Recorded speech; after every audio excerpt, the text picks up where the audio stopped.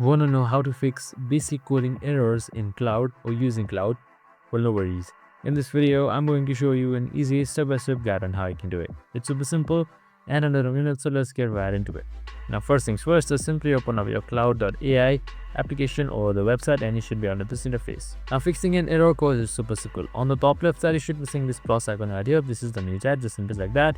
And new chat should open up. Now, you can just simply copy and paste the code that has most errors. So I have this particular rep that has errors. Now in order to fix it, I can just simply type in this.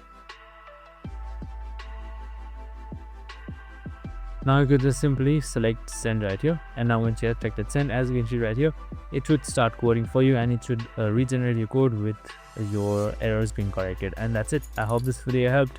If it did, make sure to like, subscribe and tune in with us for more of these videos. See you in the next one.